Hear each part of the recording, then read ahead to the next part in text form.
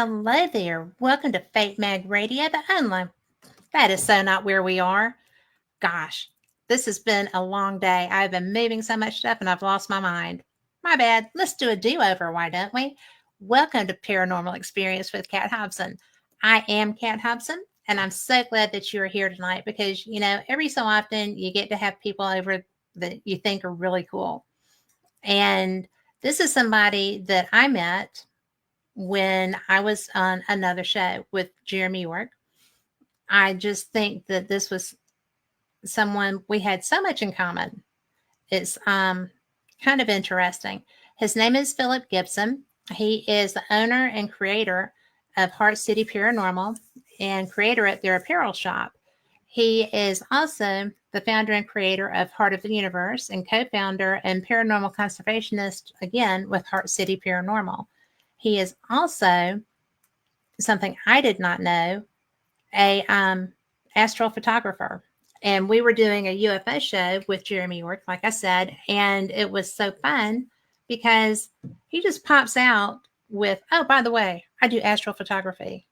I'm a photographer, and I shoot an icon with pretty good lenses, and I don't get the shots that he gets. So we're going to let him talk about that too. We're not just doing paranormal.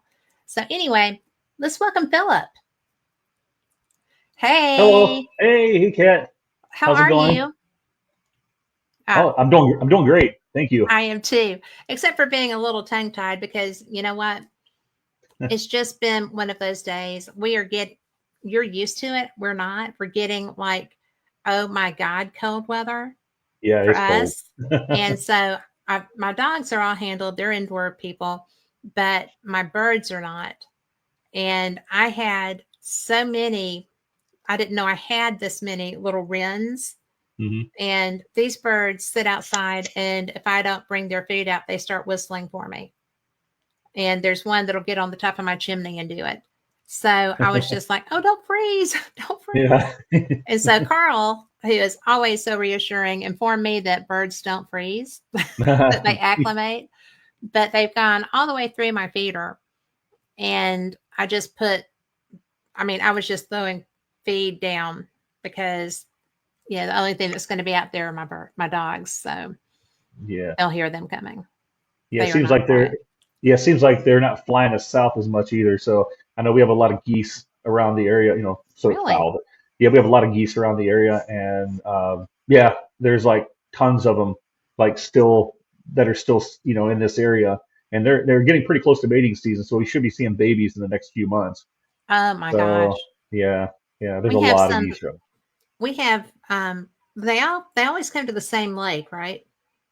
When they Uh, migrate. I yeah, I live right along a river, but I Right. think they do come around the same bodies of water. Yeah, yeah. Because we have geese that come here in my neighborhood, and they will walk down the busy highway and cross the busy highway. And people here just stop for them because, Oh yeah, we're yeah. just so glad they're here. We love geese. Don't piss them off though. But Oh, it's so no, they I chase my thought they've chased chickens my were bad. they've chased my dogs a few times. Yeah, Yeah. we we'd walk them down the river walk, and they had babies. Obviously, it was during the their mating season. Then when they had their babies, so they're really ultra protective. Usually, they don't Yes. really pay much attention to them when you know, otherwise. But if the baby's around, yeah, you got to like go navigate way around them so they don't get crazy. Which I understand. It's their babies. They're trying to protect them. I'm Yeah, they kind of came like that after. with babies. Yeah. Yeah. They came after him one time, and yeah, it was. They didn't actually get to him, but they definitely came at him. They're like, "Hey, don't you think about getting around my babies?" Well, I have a daughter that reached into a brood hen's nest one day. Mm. So she learned that lesson very quickly. She was 2. And I also learned how fast and mean I can be. So it was, yeah. You just don't It'll mess with mamas and babies. it'll show you a speed that you never knew you had. I didn't know. I mean, I knew, but I had never been put to the test, Yeah, yeah, and that was it. That yeah. was done. So, you know, we had so much fun getting to know each other when we were Mhm. on before. And I just thought I'd like to talk to him some more because you do all the things that I do and Mhm. love. And, you know, it was fun to meet you. The- Yeah, and it was great to sit down and talk with the three of you as well. Like I said, I've known Jeremy for quite a while, Yeah, maybe pushing 4 or 5 years now, maybe even 6 years. It's been a few years, yeah, um, but it's great. I love meeting people and meeting people with similar interests and hobbies yeah. and stuff. And so I'm more of a novice at at UFOs than you and Marianne was. Mary Ann was trippy. I liked Yeah, her too. yeah, she was great. She was Uh, trippy dippy though. That was so fun because it she was it is was so fun. connected with them. So it was nice to sit down, and I was more in listener mode when it comes to Well, the to whole an UFO extent, to an but extent until I brought the astrophotography and paranormal thing up, and I kind of opened up a little bit. But it was great. well, It was an honor to sit down and listen to the both of you, and it was well, yeah, it we was made great. a I good had a group. blast. You were great too. Oh, Don't sell thank you. yourself short. It was a lot of fun to get to meet and chat. But that was an unusual show because we did cover so many topics. Yeah, we did. We had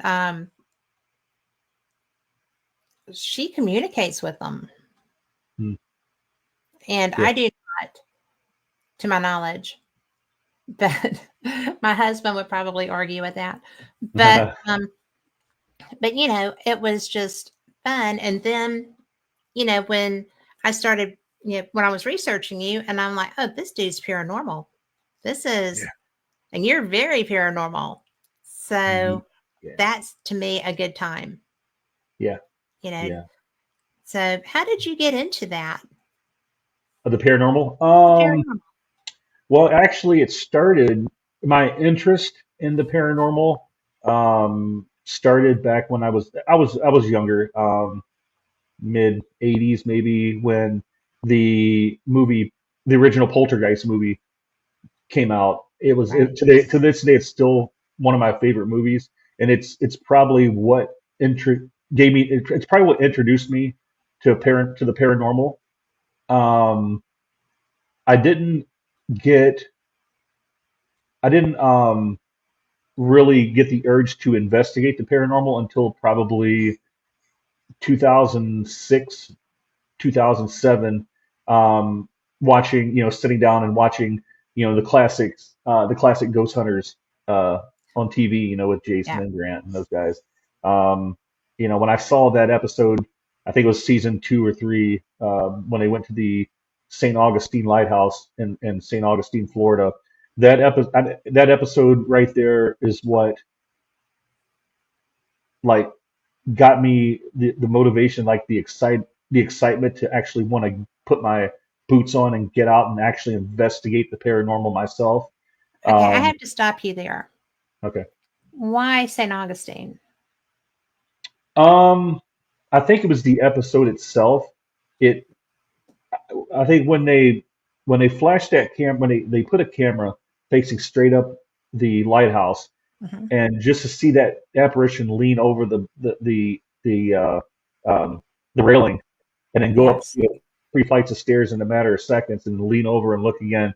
I was just completely blown. And then hearing the conversations of the man and the woman, way at the top of the light tower, the Mhm. lighthouse, I was just completely fascinated by. It. I'm like, wow, and back then I didn't really know that a lot of that a lot of the paranormal stuff on TV is a lot of it's doctored to be um, they do a lot of doctoring to make it more interesting for TV. But Well, that they also have episode, hundreds of hours of evidence that they can call from too. I mean, yeah, exactly. And I was that just blew me away. And actually around that same time that I was getting pushed by, urged to investigate by watching Ghost Hunters. I actually I actually had my first, what I believe is my first paranormal experience, because I was kind of a late bloomer, mid to, 2006 and 2007. I actually had my first, what I believe was a paranormal experience. So, so I think, a little mix of, Ghost Hunters and, um, my experiences at my house, um, is what encouraged me to want to investigate the paranormal, but I didn't actually put, I didn't actually put the actual, or actually put the boots on and get out and do it until probably about 10 years later. And that's when my friend, Sean, and myself and his wife, Samantha, sat down and created Heart City Paranormal out of Elkhart, Indiana, and we started a team up, Mhm. and we began. That's when we began investigating the paranormals. July, August of 2017. So I really haven't been at it too long. Maybe 7.5 years, pushing 8 years. Um, so, but I've experienced a lot over these years, um, and it's really it's exciting. I'm a very passionate EVP guy. I love Yeah. EVP audio. Um, Do I you? haven't seen too much as far as like visuals. The visuals in the paranormal, apparitions and shadow figures. Yeah. I've never seen Well, an apparition. they're I've like the never seen a holy shadow. grail. Yeah, Yeah. I've never seen anything like that. Most of mine has been, you know, stuff moving on its own, and you know, disembodied voices and EVPs and stuff like that. But yeah, I've been investigating about 7.5 years. I took a break. I took a couple breaks in between. I had a little burnout in the whole thing, and just things that were I was letting things get to me that shouldn't things that I couldn't control, and it was frustrating me, and so it kind of burnt me out a little bit, zapped my enthusiasm, and I finally just you know told myself I'm not letting something that I can't control. It's just the state of the paranormal. A lot of the stuff that's going on in the field that's not the most pleasant things. I don't want to make that tonight's show or anything. It's just I Hero just drama. It's okay. yeah. Oh, here they come. She's Um, home. yeah, and so I didn't. I pretty much put my foot down. So I'm not letting that zap my energy and my enthusiasm again. And I got the fire again and got back at it, and I'm going strong now. So. The thing that I have learned about dramatic people in the paranormal is that they're like that in other aspects of life also. Hmm. So you can't, and I did because I'm pretty much a flash reactor. Hmm. Okay. So as I've, because I'm old, so I learned how to temper that a little bit, right? I've got maybe a few decades on you, but it's so funny because I just learned that if somebody presents that to me, Hmm. I don't work with them anymore. Yeah. And if I can leave when that's happening, I will walk away while it's happening Yeah. because I don't want to get to the point that I'm going to sully my reputation or Yeah. something. Hmm. I'm just not. But there is a lot of that in this field, and I'm not really sure exactly why that is. I think it's because people who do this, and correct me if you don't think this too, but I bet you do because I grew up, I was already old, but watching Ghost Hunters from the Hmm. beginning. A friend of mine is who actually created that series. Oh wow, And I awesome. didn't know that at that time. But when I was watching that, I was like, oh, well, I've had these experiences all my life, but I never thought about documenting anything. Hmm. How are they using that to do this? What is this that so I started seeing tools to get the experiences that I was already having, but to show people that I was having them. And I think that they brought more people into this field than Carter has little pills. I mean, seriously. Yeah. And I've had the opportunity to investigate with some of them. Hmm. And it's so fun to watch or to get feedback on something that you've brought to play with, you know, Hmm. and have you tried this? What did you do with this? And that's why I like investigating with other people as opposed to just being locked in and going and doing a home investigation for somebody, Mhm. or I do not. I don't do residential right now, but Yeah. you know, I just people have gotten really weird and crazy. And Yeah. until all of the stuff settles down, I would never go in somebody's home right now. Hmm. But with your EVP work, do you use tools for that other than a recorder? Um, well, I use recorders. I also use I use body cameras. Um, now, when you say tools, you mean like do I use like other devices during my Mhm. investigation? Yeah, I use Other devices, or I mean, are you getting just pure recordings, or are you getting it through a device or an app, or what are oh, you using? I just use I when I do my audio recordings, I use a Zoom H4n Hmm. uh, multi-directional I recorder. I have also that. Isn't that awesome? Yeah, I have That a is a couple good of them. I recorder. love them. And I also use an H3 VR recorder as well. So it's a device that's used to record audio for VR Hmm. virtual reality applications. Um, I also I yeah those are my main audio devices. I'll occasionally break out my and use the recorder on my phone because I used to use my back when I I've first done started. that. I used It the recorders on works. my phone and stuff. And Yeah, I was going to say, because uh, you have shadow figures behind you. yeah, that's her. Yeah, that's her walking back and forth. Yeah. But the beauty, I think, I love using just recorders, because if I'm using an app, or if I'm using something, or broken radios, whatever, you Mhm. know, I think that the purity with an actual recording, when there's not anything that they're having to come through, Yeah. because they will give you their voice, right? Yes. Yes.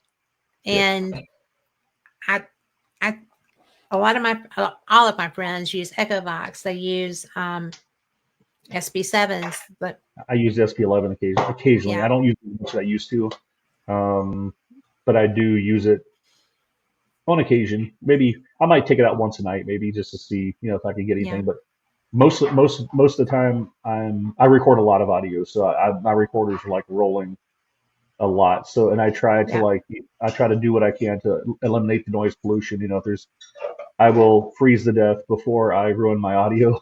So I will turn off all heat, all the heating systems, and it's got to be yeah. silent. Very picky about that. Um, That's where the heated jackets and vests come in handy. yeah, So I'm so glad I bought one, because I have yeah, it for tomorrow. But because I will be taking the dogs out when we get off of here. So yeah. it's like, Me oh my too. God. So, but yeah, I think that's so good. Where is Heart City? We're actually out of. Well, I live in Elkhart, Indiana. So Elkhart, yeah. with the heart, it's in northern Indiana, near Okay. South End. And so the whole Heart City Paranormal was made because of Elkhart, the With the heart. Elkhart, yeah. Yeah, and so we kind of picked that apart and used it to create our name. So yeah, we're up in northern Indiana. Yeah. Okay. Because I have friends that own locations and stuff. And one of them is my friend lives in Indianapolis. Her jail is Hmm. in Paulding, Ohio. Hmm. And have you ever been there? No, but I've been invited to go to. I've been invited to go there once, twice with some friends for a public investigation, and If you not get a too. I'm chance, not even the publics are good, though. okay. Yeah, and I never went though, but I've heard a lot about it though. I'd love to check it out sometime. Well, make sure you have your recorders, Yeah. Oh, you know because me. it's really amazing how much those spirits work to communicate. Yeah. They're really cool. And, I appreciate that, because I don't get to go there very much. Yeah. And she has a portal, Hmm. the original portal that Steve Hmm. Huff created, and she bought the specs and built it. So she knows what's in it. Hmm. And that sucker will sit there. Like, I was slicing and dicing for a cookout she was having one afternoon, and her husband was in the room with me, and he does not like when the spirits talk to him, but the portal was on. And so while I'm talking to Vincent and chopping vegetables and whatever, you know, we're getting responses to our conversation through the portal. And I'm not thinking about it. I'm just responding to them, Mhm. right? As well as him. And he's looking at me like, I got to go. Yeah, But you will love that. You'll love that for EVP work. That place is yeah, cool. yeah. Um, Yeah. I like I said, I started off using my phone as my recorder when I first got started doing paranormal investigating, and then I kind of progressed into more better quality recorders. But yeah. I've learned sometimes. I know audio is kind of weird. Just recently, the actually one of the audio clips that I sent you just recently, the updated one, um, that was actually captured on uh, the audio of my body camera, which and I also had the Zoom H3 VR in my left hand, the body camera planted on my chest, and the uh, the body camera audio actually picked the EVP up far louder than that multi-directional H3 VR did. So Oh my gosh. I think all recorders have a great place, in investigating, Mm-hmm. and collecting audio. I mean, there's with the more pristine audio, you get less less white noise and less background noise. It's more crisp and cleaner, and you don't get you don't fidget. It doesn't have that fidgeting sound to open your unless you're following the handling the actual recorder itself. But when it comes to those old phones, the little or the Olympus recorders and stuff, you got to Mm-hmm. really be careful because just little subtle movements can make it pop and crack and make it sound like where you can mistake it for an EVP. So you got to be kind of really careful with those old recorders. But I think they definitely have their place when it comes to when it comes to collecting EVP audio. I think they work great. I mean, it's just weird how audio works. You can you would think that these pristine pieces of audio would capture more, but not No. necessarily the case. It's kind of interesting though. Well, my very first EVP that I ever caught was and I had just bought it, right? And Hmm. I did not think about the fact that there wasn't a way to download from it because I wasn't, it was my first time to be lead on a location and other stuff. I had other equipment that I was worried about, and I just grabbed this little recorder. Hmm. And yeah, it was only women. It was so cool. But I had been, because I always, just had my camera in this hand, had a recorder in this hand, and was just walking around, just, focused on the camera.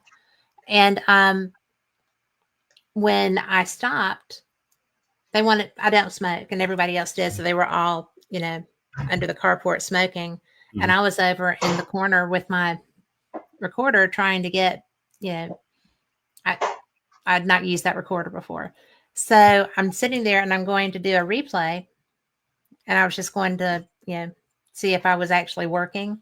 Hmm. And yeah, apparently when I was having a problem with my camera, I got this EVP that I never even knew I had. And so it was a man's voice that said, "Are we filming yet?" Oh wow. And so all of the other three women looked up and looked over at me and were looking around. They were looking for the man. And I'm like, that was on my recorder. I have, let me Wow. see, I have that recorder still sitting in my desk because I will never erase that EVP. And I don't see it. It's in here, but my desk drawer is chock full of stuff. But I'll find it and show you later. Because it's the best EVP I ever caught, and it was my very first one ever. Dude, And it was so that's loud and wild. clear that people a yard away from me heard it. Like half that I was in the front yard, they were in the carport, and they started looking. I was like, "Holy Wow. crap! And I'm it never wasn't, stopping this." Yeah, especially when there was no men present, and yeah, so it's yeah. like, yeah, where's the guy at? I just heard him. Where's he at? Well, and only I knew that I was doing the, you know, doing the review.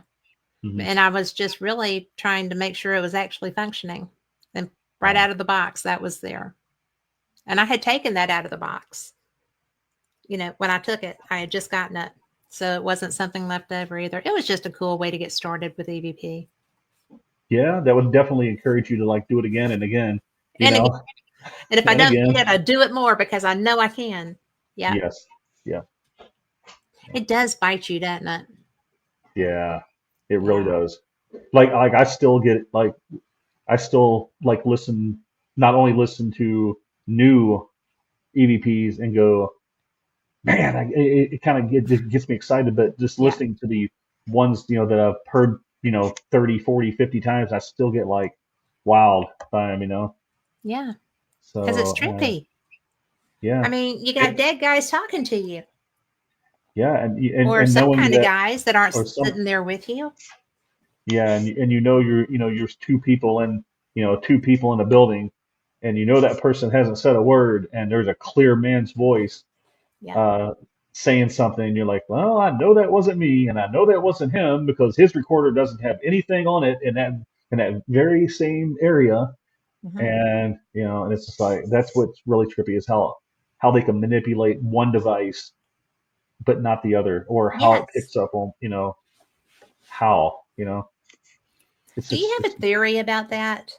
I mean, have you yeah, put serious thought into that? Because I have put serious thought into that. I got nothing. I There's don't I mean no way logically that that should happen.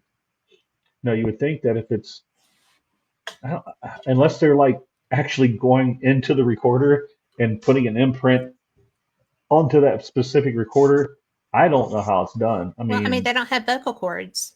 I mean, yeah, they're not physical beings. yeah, So how are they getting the vibration to make the voice? And how is this device picking up something that can't exist? yeah, It gives a whole different thought to what really are we after? Do we have some type of corporal being that maybe we just can't see, like an alien? Because aliens can fade in and out. hmm, They do. And so, based on hundreds of people that have seen them do that, right? Mine does not. yeah, This is Al, by the way. You met him the yeah, other night. hmm, But it's just if another life form can do that, then maybe we still have some sort of corporal structure that can create these recordings. yeah. And you think Something about it, I has to be mean, happening.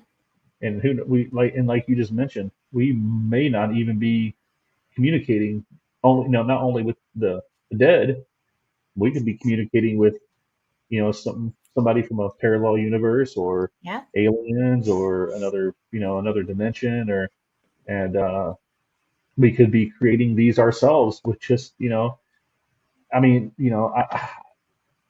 I think it's a smorgasbord of like a bunch of different theories of what's Or maybe going on. a bunch of different experiences that are being caught that we don't understand. You know, Yeah.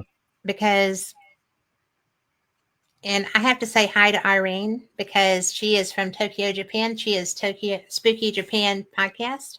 And I got my very first Christmas card from Japan from Irene. And it was Okay. the most beautiful card and the most beautiful stamp. And thank you very much for that, Irene. But but I do think sometimes that we may be crossing dimensions to get that. I've been places that there couldn't have been anyone else there Yeah. like that man, and I was leaving a closed hospital where we'd done an investigation. And it was funny because I just happened to stop in the old emergency room on the way out the door. And I just said, did everyone here die of a heart attack? And I didn't listen back while I was there. And the place is being Mm, torn down. I can't get back in. But a man said, no, they shot me. And I didn't wow. know it. So, that's just astounding. And I was so, and I'm still upset about that because I feel like if it's not in an area that my husband would ever let me go by myself, that's one of the reasons they're tearing it down. Mm. But it's just like, I need to go back. I need to go back and tell him, I Got you. heard you. I'm so sorry. And I Yeah. may just do a drive by, hop out, run up to the door and say, I'm so sorry I heard you, and hop back in the car and drive away. But, you know, I think they would Yeah. know. I mean, Yeah. he knows who was there. But And I think it's great when you get that disembodied voice because because I don't I sometimes I will review audio on site. I Um, very rarely, I do more now. very rarely because I like to keep because I think it breaks up the flow. You know what I'm saying? You get what I'm Rhythm. saying? I Yeah, the totally flow get of that. the conversation, and because you never know, you don't know how they're how they come and go because you could be in they could be sitting there talking to you and you stop and you go, okay, I want to review this real quick, and they zap out, and you never know Well, because we have no idea what they how they do things and how they function.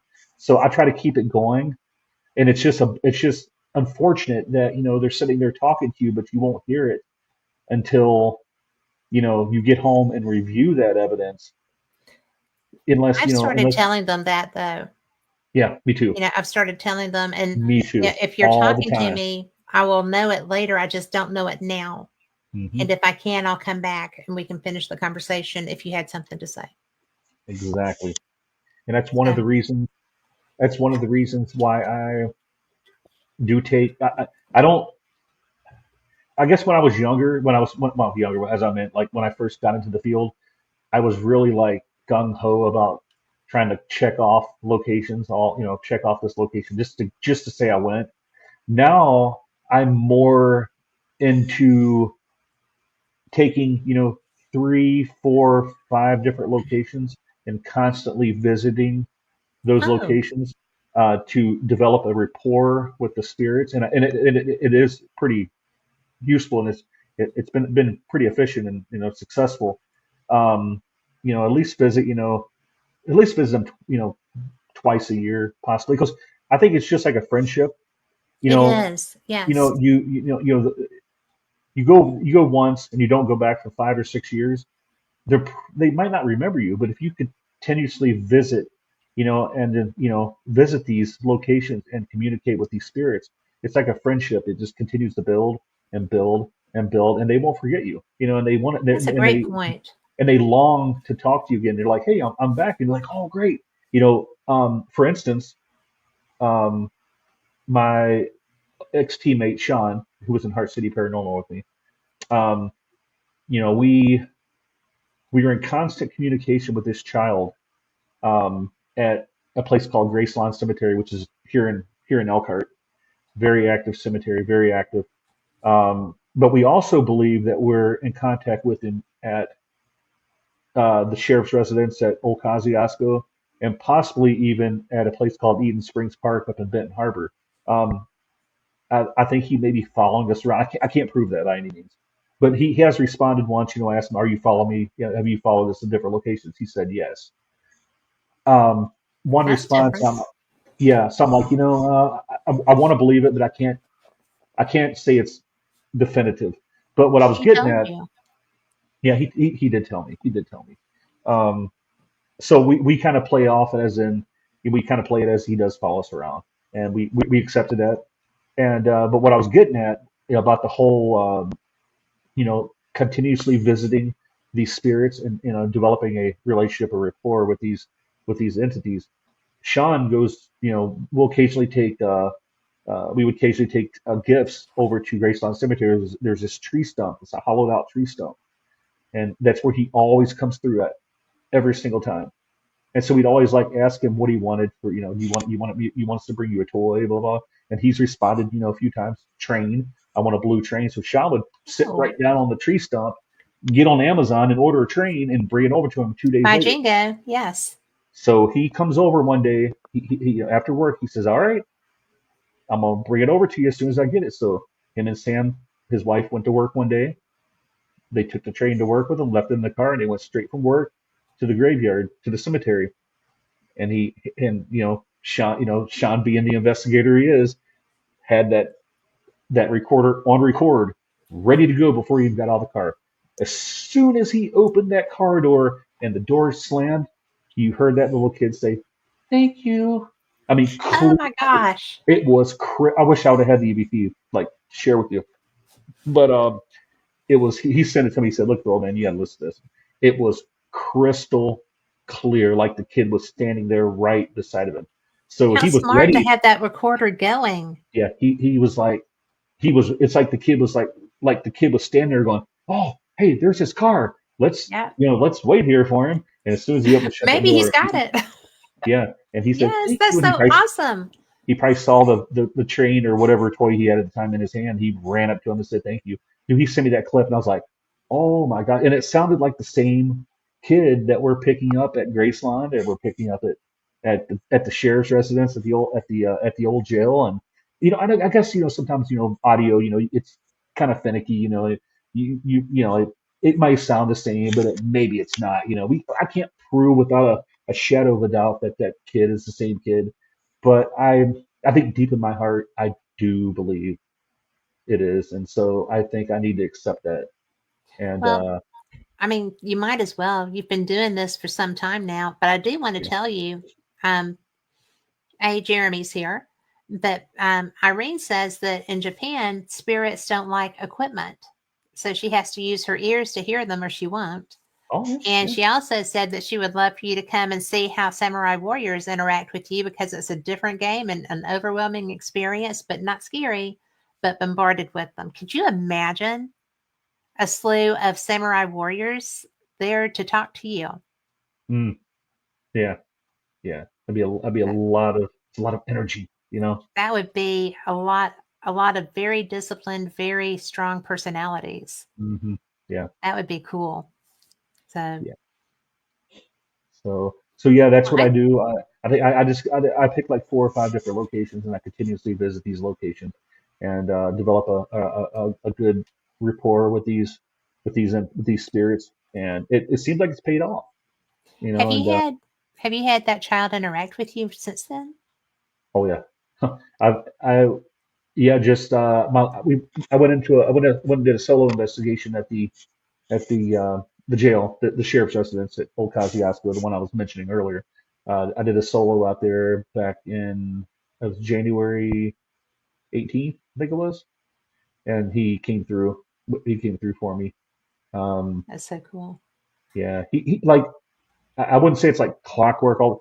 I wouldn't say it's like clockwork all the time, but he about 9 times out of 10 up in that area, the second floor of the sheriff's residence, he always comes through. And I haven't been over at the cemetery lately because it's been really super cold. And so yeah, yeah, he's come through for me recently. So Do it's you know kind of his cool. name? I think his Is it name is even Eddie. Eddie? Eddie, because I've got that name a few times when I've Yeah. asked. So yeah, I think his name is Eddie, and he just told me this like the last. I heard it before. I think it was one of those EVPs where you're like, okay, I think it says what I think it's saying, but I can't say for sure. This one was clear cut Eddie, and I'm like, okay, I think that's what the other one said too. Yeah. So I'm gonna go Eddie, that I think his name is. Um, through the records of through the records of the old jail, I haven't seen an Eddie, in the sheriff's residence, whether it's a kid, that belonged to the sheriff or not. Doesn't, which doesn't matter. He could have came wandered in there and Well, he just could have been there had a place. prior to the jail being there. Yeah. He could have been there. And, he's always just so like excited to see us. Um, like one time, and I think, yeah, one of the EVPs that I sent you that we'll be listening to later on, is actually there's probably one, two, three, 4 of those EVPs are of that kid. So that we believe is the same kid. Um, Cool. well, actually, I should say 2 or 3 EVPs and one disembodied voice, I should say. Yeah. Disembodied So voices are a whole different thing. yeah. Do you always hear them or do you catch them on your recorders? Um, it's usually it's usually when I'm recording EVP audio. I don't think unless I'm. I think it's because if I'm not on an investigation or without my recorder, I kind of just don't think about communication with them. I think it's only when I grab my recorder is this I'm focused on the communication. I think that's why I hear him more. Now, if I just talk to him without the recorders, I think I would hear him as well, possibly. But it's usually only when I have my recorder running because I'm in that zone of communication because I'm recording. So yeah, I don't hear him much unless I'm recording the Yeah. audio itself when I'm actually in the zone of communication. Isn't that funny how we can get there? We can enjoy everything else too, Hmm. but that's what we are fired up to get. That's my passion Yeah. is EVP is communication. Um, You know, I used to think that it was activity like REM pods or you know, but it is the words. I love the voice. I love when if you're using a device, you can't always tell yeah, the voice. But like you were talking about, if you're using straight recording, then you recognize them. It's almost like they become they're easy for you to catch because you know that voice. yeah. You're going to catch that tone or whatever, and it's there. And when Irene was talking about using her ears, I have a hard time with that. Hmm. And especially now because I'm getting older and I have a little bit harder time hearing too many rock concerts in the good seats. But, I've been a lot of concerts. Yeah. it's just, yes. I went to high school with the promoters' kids, so that always helped Oh until yeah. now. It's not such a help now, but You're in it.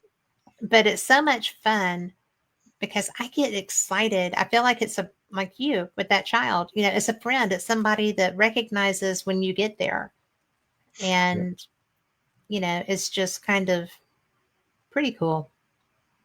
I think that plays in. I think that also plays into the point what I was making, where maybe they do come through more because we do develop that Yeah, relationship with them, and they're more comfortable, coming through and talking to you, and they're looking forward to it. Um, he got like quiet there for knowing a that little. was your car. Yeah, yeah, Like, yeah. like They knew it was his car. As soon as he got out that car and walked and got out, shut the door, he heard. I think on the recorder you made, I heard him take like 3 or 4 steps, and the thank you came yeah. clear as crystal clear. And yeah, so it's like he saw that car pulling up. He's like, "Hey, there's Sean and Sam. Oh, cool, they're bringing my toy." So It's my train. Yeah, yeah, yeah. I mean, he specifically told us blue train yeah. or baseball or suckers. So we've taken blow pops over there and just stuck them in the ground. Oh You my know, gosh. ice cream. I've had ice cream. I've had him say ice cream and trains and baseball and suckers and um, stuff like that. And I said, well, just let me know what you want me to bring, but I can't bring anything too expensive. I'm not going to bring you know, a, some, a No car, bites. full size car, or a bicycle or something. Yeah. I can't do that.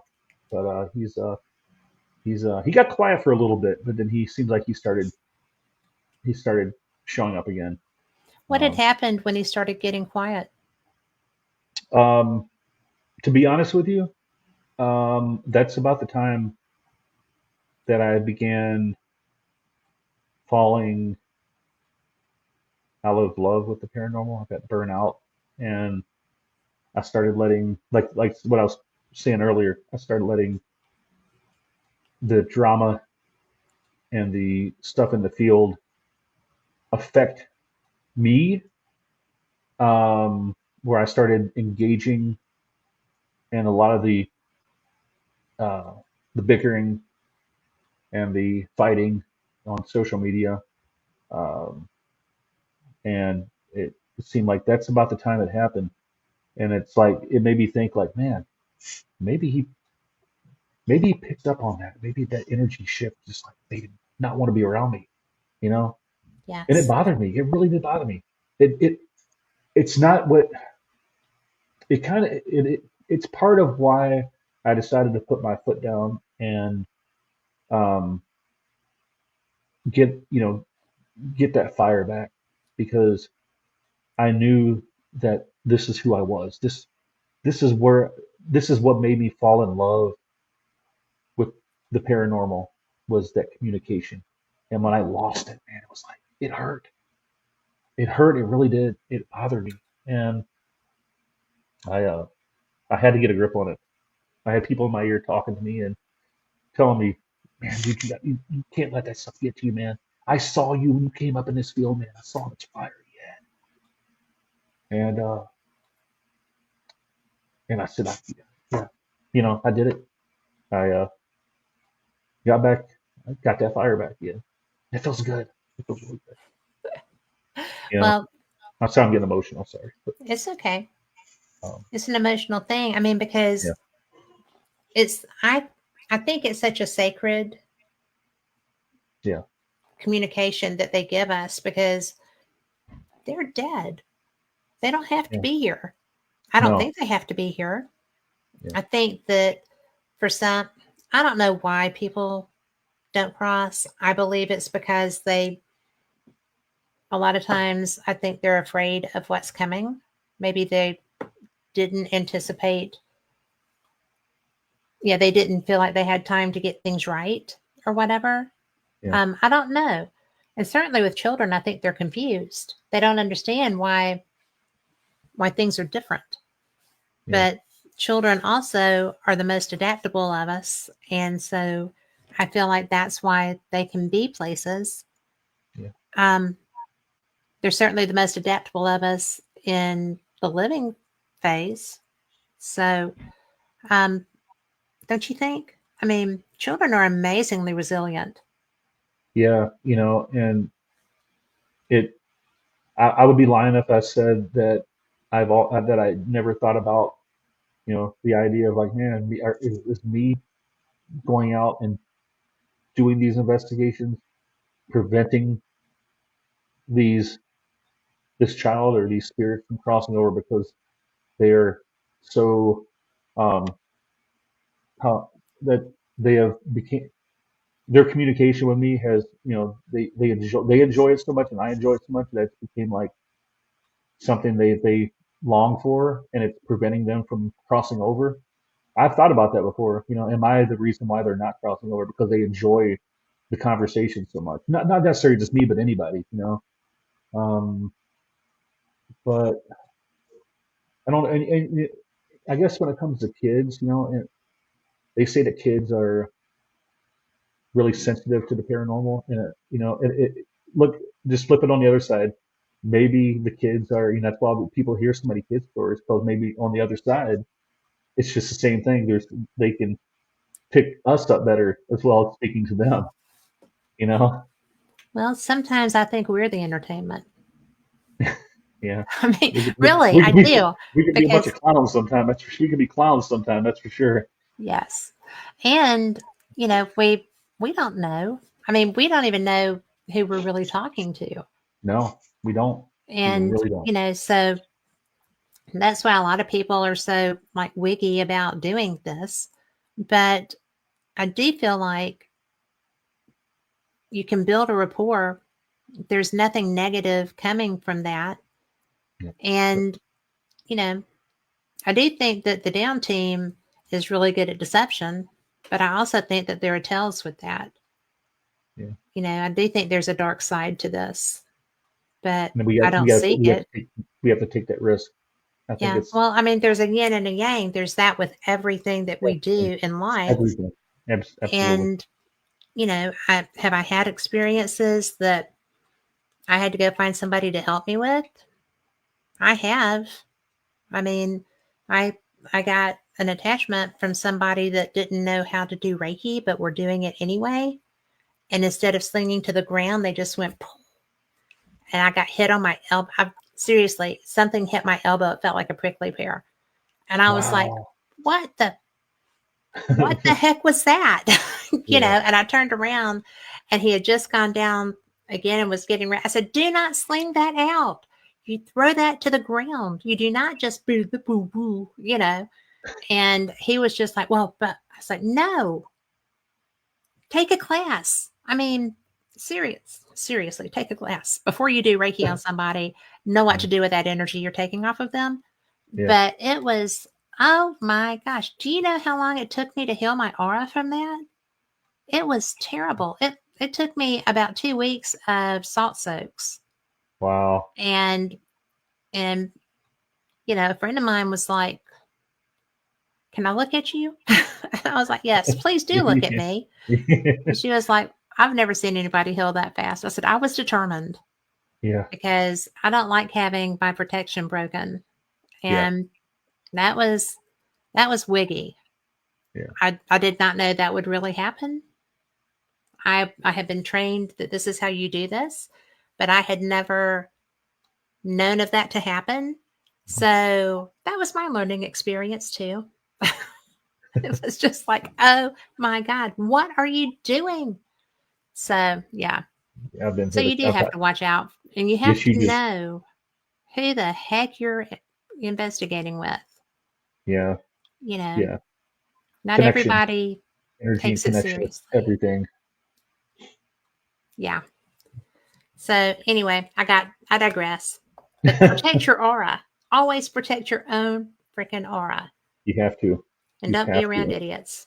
And that's why that story that what I was mentioning earlier. Yeah. I was going down that path where I was just losing that passion, and I was getting myself involved in things that I shouldn't be getting myself involved in, that I had no reason to be involved in, and it was zapping everything that I had that created that love for the paranormal, and I lost it. And that's when you know I took some time off, and I came back. It happened again. Took some time off, and finally I came back again, and this is when I told myself, nope, that's it. I'm not doing it again. I am not. I haven't been doing this for 7 years just to like let this happen. No, I'm getting that fire back, and I did. Was I it started specific individuals or just situations that were occurring or what drove you just away? um a lot of the fraud, a lot of the it was a little bit of everything. I think just the it started it started mostly with when I started confronting a lot of the fake YouTuber paranormal videos, the teams that I knew were faking, and they were misleading people and making money off of them. And I was confronting them and um, you know calling them out, on social media and all that stuff like that. And um, they, I would get ganged up on by a lot of people, and then by the end of it, they were like, "Damn, you were right. They are, and I'm just like, I told you guys, but you guys, the only thing you do is gang up on me, call me jealous, and call me a Oh, that hater drives and me crazy when people call you jealous because, you know, hater, and they call me this and nobody that, nobody's an expert. you know. This is not a real science. It's becoming one because of all the work that people have put into it over the years. It's finally becoming something that people study. But mainstream. Yeah. But when somebody I'm jealous because you've got something that you can't technically prove. And I have stuff that I can't technically prove either, but that doesn't make one of us better than the other one because we're Yeah. both doing the work. I don't deal well with that either. I actually had a guy that does a paranormal event company get pissed off at me. And it was only, he got mad because I was on a show Mhm. and they wanted to know if I had any footage of me investigating. Well, I don't because I'm always the one with the camera. Mhm. But this guy had done a sizzle reel that he invited me to participate at the location with. And so I thought the work was so good that I just told the production company, you can reach out to him. I don't know what he's going to say about that because Mhm. we don't really talk anymore, but it's really good footage. Hey, Keith. So it was really funny because, oh my goodness, Facebook blew up just on his page. I mean, Mhm. he was the only one ranting. And I'm like, that's okay. The only reason I even suggested that was because it was such good footage. Yeah, We all looked good in that, but I would only have used that clip. yeah, And he was like, "Oh, well, you just use and abuse and you show up for free." I said, "Because you invite me. yeah, Hello." You know, yeah. you got So, it was just stupid because, I really liked investigating with them yeah, and I really liked that person, but he was just, he was the flip side of, and it's so funny when they turn so fast because you're like, "Oh, that's who you were the whole time, right?" yeah, How did you get that yeah. past me? I'm really astute when it comes to that. But it happens. It And I had does. people. I'm glad you fought your way back. Yeah, I've had I had people in my ear, and I'm not afraid to give them props. Or I'm not, my buddy Austin Maynard. Um, he's a he's a he's a developer, develops devices out of Ohio. He was one that always told me, Phil, don't worry about that stuff, man. Just focus on what made you fall in love with what you're doing. And Exactly. I would hear it, and I would like let it, I would make it work for a little bit, then it would just fall all the wayside. I'd be back to doing the same thing. And so finally, you know, uh, you know, I'd go back and listen to a lot of the things, a lot of the things that he told me, and I, he's one of the ones that would tell me, just keep, just man, just focus on you, man. Just don't worry about these guys. Regardless, they're going to do what they're going to do it regardless.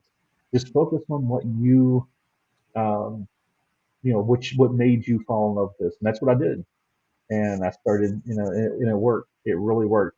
I got to give credit to Austin, and he's been a mentor, and then Brandon Alvis, he's been just a man. Yes. He's been an amazing. He's become a really really good friend of mine. We talk a lot, and we've been talking since since he first joined. Since he first got on the Ghost Hunter show. Back years ago. We've Yeah. been talking since then, and he's been such a great uh, mentor as well to me, and just bouncing ideas off of him and stuff like that. And, yeah, he's became a really good friend of mine. Him Yeah. and Austin has just been great, and helping me uh, keep me, helping me stay in line. I guess you can say. But Um, but I'm doing really good right now. I feel more on fire than I have in the past probably couple of years, and well, I I'm going to have tell you that no, you are on fire. yeah, I mean, I have you no love intention. this stuff, I love it, absolutely love it. and I recognize that. Yeah, yeah, That's what makes us keep doing it. And yeah, Keith Ottersberg, who is very wise, says other people's issue with us is their issue, not ours. I totally And agree. I had a friend who, when I was being attacked by this person, just said, "Everybody knows who's got the high road in this. You just do you." Yeah, And that was the biggest compliment I think I've gotten in this field. And I've had people tell me things before, but that one, everybody knows who you are. You just be you, yeah, because everybody knows who that is too, because he's showing us right now. yeah, And that was huge. Probably just like for you. yeah, yeah. It Just was stay huge. in your lane. And Right? the thing is, I've really had, I've been very fortunate not to have anybody come at me directly. So I've been really fortunate about that. It's a trip. Um, I haven't been attacked too much. That's I the don't only want to be. time. I don't want to be. Nobody's ever done that before. And I don't. Yeah, I've been very fortunate with that. That I haven't been actually the victim of a attack. I've been called, like I said, I've been called a hater, and I was called jealous, and stuff like that because I was calling out these people. You know, but there's nothing I can do about it. I mean, why and I'm not going to look back on this now and say it, but why would I worry about what these people are doing when I need when they have no bearing, like just like he said, that's their problem, not ours. Why would I worry about them? Why would I let what they do affect? Like they can do whatever they want. I mean, yeah, why they Well, are and they putting, can be whoever they want. yeah, maybe they are putting a black, giving a black eye to the paranormal, but with some of their stuff, with some of the way they act, but I can, it doesn't like destroy the field. It's not like they're the be all end all of what's going on. You have your own path to take. You know, Yes, we all do. and yeah, and just like Austin told me, he said, we don't all need to be innovators. We don't all need to be, developers. We don't all need to be content creators. We need to just focus on what, like I said, 10 times already. We need to focus on what, you know, we did to make us fall in love with this. Been the best words I've heard, you know, in the last couple of years. When it comes to like me getting myself back on track again, and so I think that's what it all comes down to is just do your thing, man. Just do your thing, and you know, continue to do your thing, and do what it takes to to keep that passion level and keep that enthusiasm, up, while being with the utmost dignity and respect of the field itself. So I think it's what we got to do. Well, you know what? At the end of the day, you're who has to live with you. Yep. Yep. And I think as long as we can do that, then we have a pretty good time and a pretty good life. Yeah. And through, you had Austin in your ear. Yeah. And I had, because I was floored when this came at me. I was just like, and it was just one person, right? And the people that knew me were like, why is that happening? I said, because he didn't get on a show with that footage, I Mm, guess. And he was angry. And then when I asked for it, it was just adding insult to that injury, yeah. you know. But I mean, I didn't even ask for it. The producers did. And but it would have featured him too. Mm, So it wasn't it would have been good for him too. yeah. But that anger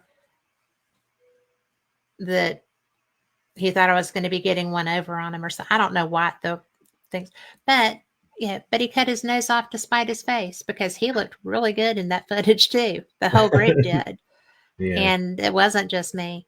But yeah, it's Keith said ego and jealousy. Well, it was, Yeah. but that happens, and you just have to. I wouldn't spit on him if he were on fire, but I might call somebody too. So Yeah. not really. I would. I wouldn't let somebody suffer. But Yeah. even somebody that was that mean. So enough about mean. You brought toys. Yeah. you brought goodies. Yeah. Brought goodies in the form of Yeah. audio files. And now these are numbered. Yep. And we're gonna go with number one first. We're gonna go follow your lead. Do you want to set it up? Yeah. Yeah. Number one. Yeah. I went straight for the jugular on this one because it to this day the it's the most insane piece of audio that I've I ever captured or my team has ever captured. Now what happened was I'll make it quick though because You we don't were have at to make it quick. It's okay. okay Take your we time. were at Randolph County Asylum the night Oh, before, yeah. and we did an investigation there. So we left straight from Randolph and went straight to the Monroe house where this EVP was captured. We got there about 10:30 or so, and we got there. It was just me and my teammate Sean. Lisa, our other teammate, she had to work later on that night, so she didn't stick around. So me and Sean went straight from Randolph to the Monroe house, and we were going to spend the night at the Monroe house. And so we got there, parked, came inside, just kind of sat in the living room, just kind of hung out a little bit, just kind of just resting a little bit. We were up all night. So we sat there for maybe an hour, and I said, "All right, Sean, I'll go and start bringing my stuff in." He said, okay. So we start carrying the boxes in. When you walk in the front door, there's this big table right in front of you with a big TV above. So we, a big enough table you can put your boxes in and open the box and get all your equipment out. So Sean was sitting in the chair by the window, and I was sitting there getting stuff out of the boxes, taking stuff out. And to the right, if I look to my right, there's a kitchen with the door was open. There's a kitchen with a door across on the other side of the kitchen. And so I'm sitting there taking stuff out. Next thing you know, I heard this. Whatever it was, it something grabbed the doorknob and it sounded like about to shake the doorknob off the hinges, like shake the whole door off. Oh, Literally, like, wow. and I just stopped, froze. I'm like, I looked at Sean. I'm like, man, you hearing this, dude? And he's like, yeah, yeah, man. So the investigator and me, I grabbed my recorder and I zoomed right into the kitchen. Didn't catch anything on that recorder. So I'm like, okay, I reviewed it and I said, I didn't catch anything. So we were still getting stuff out of the box, and I said, all right, Sean, I'm gonna go and take these cameras upstairs and start setting them up. Sean said, okay, I'm gonna put my recorder over by the door, over by that door that was shaking, just if maybe we can catch something else up there. So we put the recorder down and we went upstairs and did our thing. About 20 minutes after he pushed record is when we caught this EVP. So it was just me and him in the house, no baby monitors in the house, in the middle of the house, in the middle of the kitchen,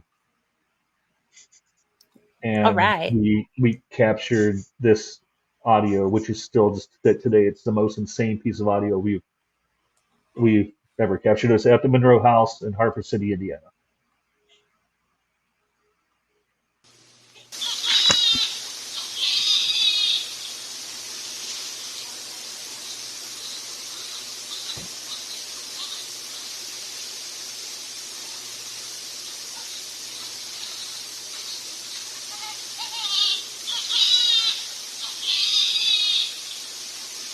But this is on repeat, so just so you know. Jiminy Crickets. Oh my gosh. That is so awesome. Yeah, it's a full fledged baby. He sent me that he said,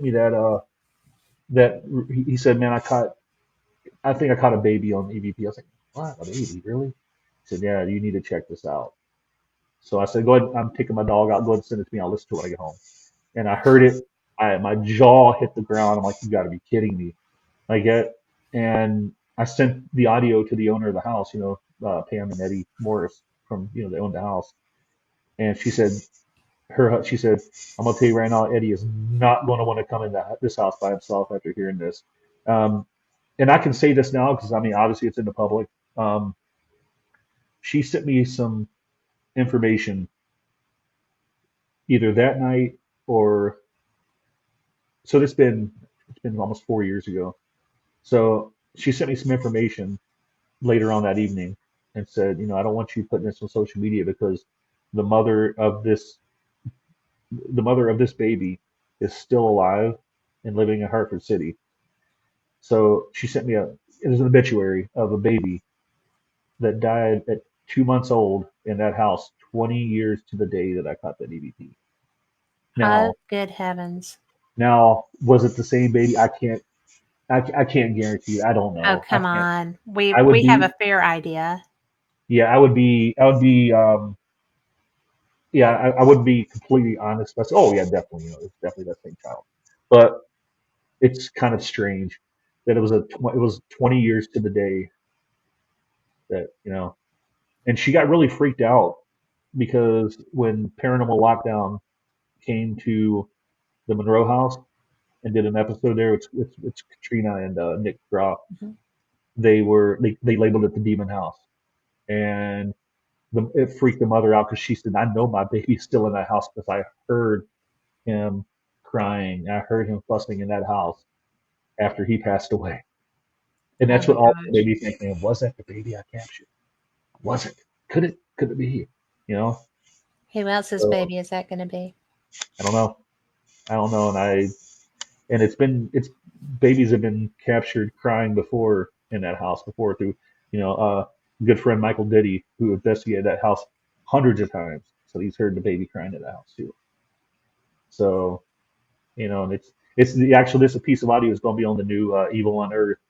Monroe House documentary that's coming out about Matt Benton's documentary with Joe Vitale and stuff like that. That EVP is actually going to be um, in that documentary coming up. So Well, that's good because it should. That's a great EVP. insane. Like I said, it's the craziest piece of audio I've ever captured that we've ever captured before, probably ever heard. I mean, it's very chilling, to Well, say it the least. is. I mean, I'm glad you brought that. I Yeah, hate why it's there. yeah, I agree. Yeah, but I do appreciate that you brought it because it's Yeah, cool. yeah, yeah. It was pretty remarkable. Yeah. Well, do you want to set up number two? Yes. Number two is I got it written down here. So, oh yeah, this is a good one. Okay, yeah, this one occurred at the old. Uh, it happened in the bullpen at the old Kosciuszko County Jail in Warsaw, Indiana. It was in 2018 during the we did a world's largest ghost hunt event Mhm. there. And what they would do is during this event is they would give you a set of questions to go by, and each person participating or each group that all over the United States and the world would have that set of questions, and they would all ask these set of questions at this time, and then for 2 hours. And then the last 2 hours was pretty much a free for all, where you could just pretty much conduct your own investigation. And this occurred during that free for all investigation. Um, at the jail, the ones that used to do the investigations, well, they still do. Mary Ann does, but her and Evelyn, her sister, they do the host the investigations at the jail, and did all the history of the jail. So they brought this picture of a guy named Judd, which is Annie Chaplin is one of the house, just supposed to be one of the house spirits at the jail for and I'll get to why she's, why her ghost or spirit is still there. But she brought a picture of Judd, which is Annie's brother, and you'll hear in this clip, Mary or Evelyn asking, Annie, how old were you when Judd left home? And then you'll hear um, a response, and then Sean actually heard it with his own ears, Oh, so okay. it's a disembodied voice, and it was the correct number. Like I had my recorder going, there's like three recorders going. I checked all three recorders and nothing was heard except on his recorder. And he was standing right in the doorway and heard the response, which was the correct response because Marianne and Evelyn knew how old Annie was when Judd left home. And the one that whispered and came through was who we think is probably, uh, was Annie whispering in Sean's ear, and Sean heard it with his own ears and actually captured it on his recorder. Awesome. The number seven, which was how old she was when Judd left home. Wow. Yeah, so So you'll be that's able to number hear that. two. That's number two.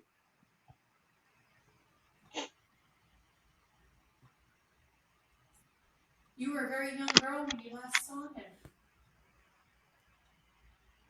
Can you tell me how old you were when Judd left home?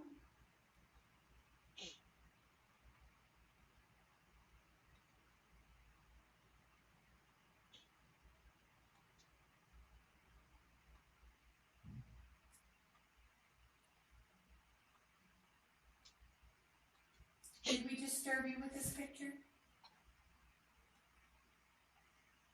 I'm sorry if it does bother you.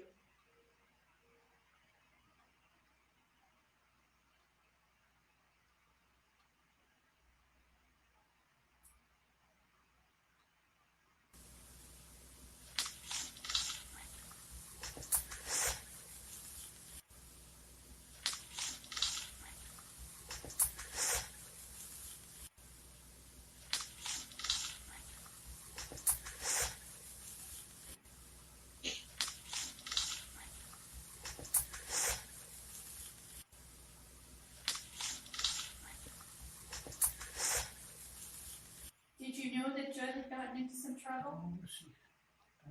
What's the 7? She said she was 7 years old. That's what I heard.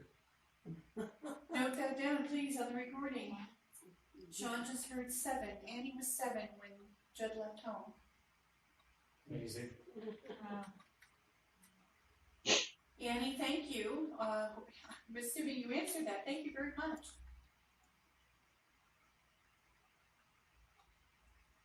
That was it. That's she responded with the number 7. Well, it was so cool because I thought I heard it early in that club. Yeah, she did. There was something. Yeah, there was something in there right before she said 7 as well. And I just said it said come through, came through, or something like that. It was hard to really hear what it what it Yeah, was, but the 7 was. I mean, that was a no brainer. I mean, that was a no doubter right there. Yeah, that's really cool. yeah, So, was he surprised that he got it? yeah, yeah. Because he was like, how old was she? Because I just heard the number 7. Because he said he heard it in his ear. He heard like 7 in his right ear. He said. And luckily he picked it up on his recorder. We didn't catch anything because I listened at the same time on my recorder. I was also across the bullpen from him, so a good 15 feet, 20 feet away from him. So my recorder didn't catch him. But his wife was sitting about maybe 6 feet from him, and she didn't catch it on her recorder either. The only recorder it was on was his. He was standing in the doorway with his back toward the entrance of the So, bullpen. the child was probably standing behind him. Yeah, the girl was standing. Whoever it was, Annie, uh, Yes, said 7. Yeah, because that is Annie. so cool. Yeah, yeah. So yeah, she's a resident of the jail because of what happened to her at the jail. So it was a interesting story, and that will actually, let me see, yeah, lead us kind of in. I'll kind of lead us into the story of Annie with this next EVP. But Okay. so on this third EVP, um, what happened was the story is Annie. She was 21 years old. She was the daughter of a man named Morse Chaplin, who was a very pronounced, well-known, wealthy man in the city of Warsaw. And Annie got tied in with this um, singer sewing machine salesman from South Bend named Gwen Smith, and he was a little bit older than she was. So he, was, me and Andy was younger. He was a little bit older. He was able to talk her into stuff and blah blah blah. He talked her into like actually forging a check for $250 and trying to cash it at the bank. Well, when they got to the bank with the check, they busted them and pretty much arrested the both of them and put them in the jail. Um, Gwen bailed out. Annie actually was told by her, her dad met with the sheriffs and told the sheriffs, I would like you to keep her here for a little bit, because I don't want her out around Gwen because, it doesn't have the best reputation, I'm assuming. So her dad wanted her to stay in there and, to help out, cooking and, for the inmates and stuff like that, and, helping out with the ladies in the sheriff's residence. So she stayed there for a little bit. There's conflicting um, stories. One of the stories was that Annie was taking a walk out to the washroom outside, and Gwen hopped the fence, uh, shot her twice, and then turned the gun on himself. Which that is true. That did happen. But whether he hopped the fence or he was allowed to come in and visit her, that's the conflicting story. But yeah, he did pull the gun, shoot Annie twice because he was so upset because uh, she did she acted like she didn't want to see him. So and she didn't she wasn't out of jail. So he shot and killed her and he killed himself. So that's why we think that Annie is actually still at the jail because I've actually heard her voice of who we think is Annie at the jail before, and many others have actually heard her as well. Wow. So that's the story of Annie. And Gwen is actually buried here in the same town that I live in Elkhart. He's buried in a cemetery called Rice Cemetery. So, Interesting. but this EVP right here is this is just this was during the world's largest ghost hunt, the same event that the other EVP was on. Um, Typical set of questions. There was a group of boys from Warsaw High School that actually did a tour of the jail. 'Cause they do, they do tours and stuff. Right. You can come through and walk around. You pay $5 or whatever to do a tour. So one of the boys, one of the guys, the guys came in there. So, they told him the story about Annie. And he, according to what Marianne and Evelyn said, that this kid, said, Annie, hey, why don't you go to prom with me? I'll take you to prom sometime. So we brought this up during one of the questions of the world's largest ghost hunt, along with Judd's picture that was still sitting out there, as we heard in the previous clip, that Judd's picture was one of the triggering mechanisms that we used during this evening. So you will hear, I think it's Marianne talking and trying to speak to Annie and telling her, about the guy taking her to prom.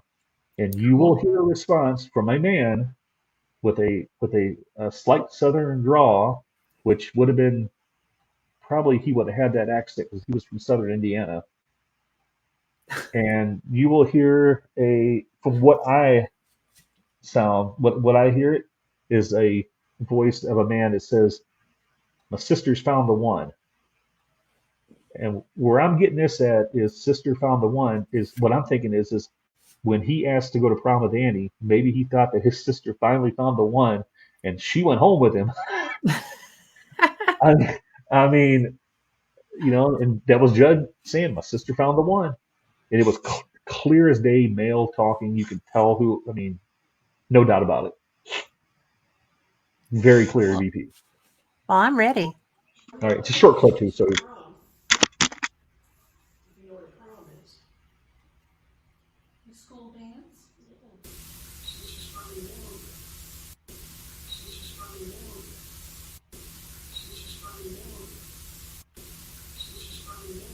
Yeah. Remember the one guy asked you to the prom? yeah. You know what a prom is? The school dance? It's pretty clear. It's clear. That is fun. No men. There was two men there, myself and Sean. And obviously, why would we be talking about anybody about sisters? My sister found the one. Yeah. We're experienced enough to where we stay quiet during those EVP sessions. We know better. Only two men in the whole building, which were me and him, and that EVP came up. That was captured on my recorder. Yeah. So Oh, my phone, wow. my phone. Yeah, that was my recorder. Yeah. I love that.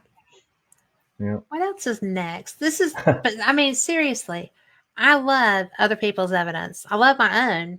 Don't get me wrong. I love what I get, but I love when other people share too.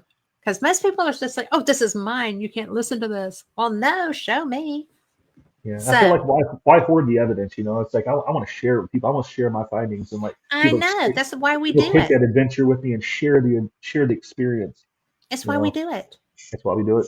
It's to That's get why I do it. answers and to get evidence so that we understand, hopefully, what's happening around us. Yep, that's the way it is. That's the way it is. So, what's the next one? Okay, the next one. Oh, this is a good one too. Um, this took place at a location in Hartford City called the Griffin Blind Tiger, also known as the Centerfield Bar in Hartford City. And this would have been the first. I think it was our first time we visited. Yeah, it was our first investigation. No, first or second investigation there. Anyway, it was just me and Sean. Again, nobody else was in the building. Um, we were actually doing an experiment with our friend Brandy. She used to be a bartender at that bar, and she had a lot of regulars, and she had pictures of a lot of her regulars. Just from taking pictures. Hey, and she knew exactly where these regulars would sit in each of their seats throughout the bar. So we took the pictures and we put them, around the bar at each of the seats, of the pictures she had. Um, of the, we placed them in the seats where they would have sat. So, and what we did is I had Brandy on Facebook Live, and she was telling us a story about that there was a guy, I can't remember his name. I don't think the name was mentioned in the clip, but there was a guy that used to come into the bar. He ended up buying a cat ended up buying a calf, and he named it Brandy.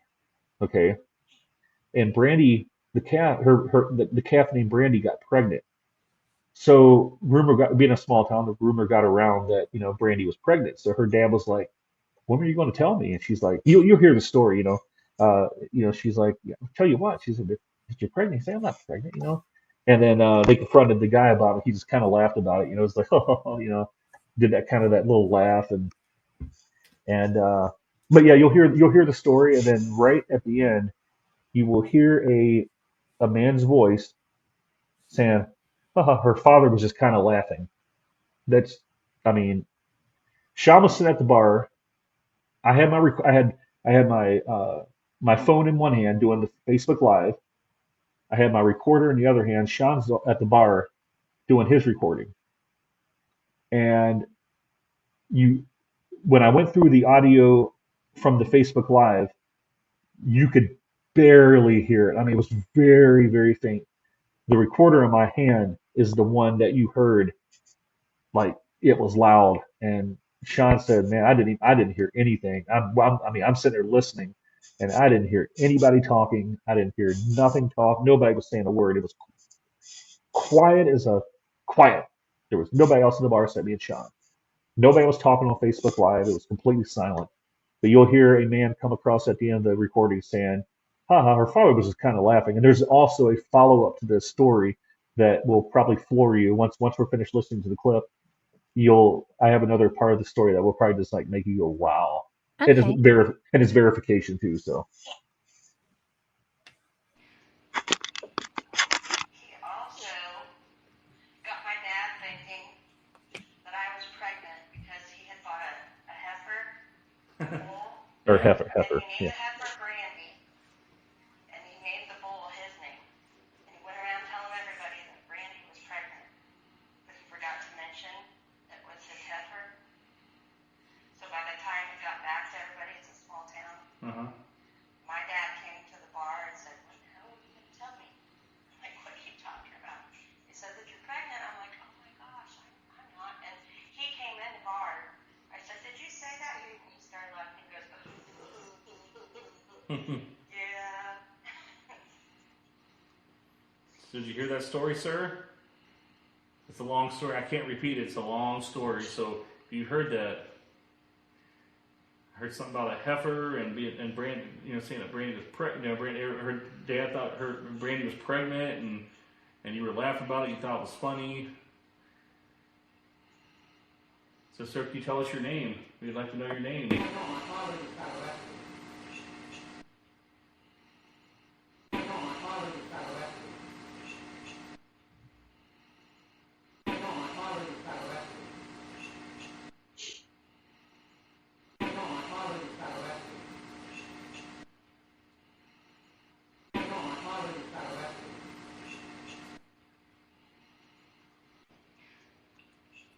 Yeah.